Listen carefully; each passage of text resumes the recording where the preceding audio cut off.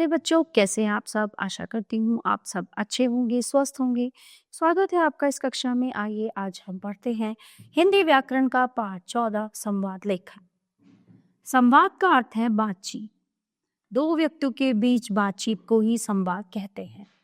जब हम इस बातचीत को लिखते हैं तो उसे संवाद लेखन कहते हैं। यानी कि कोई भी दो व्यक्ति, जैसे घर में आप अपने मम्मी से बात करते हैं, पापा से बात करते हैं, भाई से, बहन से, किसी से भी अगर आप बात करते हैं तो वो संवाद के अंतर्गत आता है।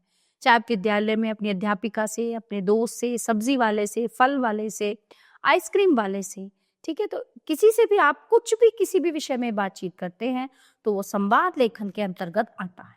अतः हम कह सकते हैं दो या दो से अधिक लोगों की आपसी बातचीत को ही संवाद कहते हैं।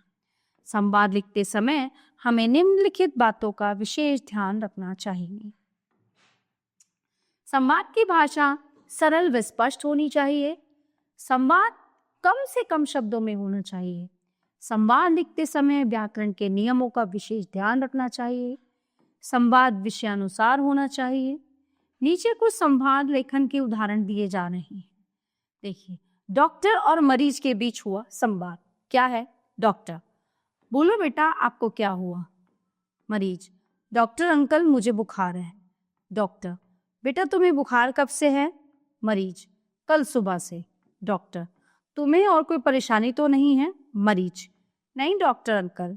डॉक्टर: मैंने पर्ची पर दवाइयाँ लिख दी हैं, इन्हें ठीक समय पर लेते रहना।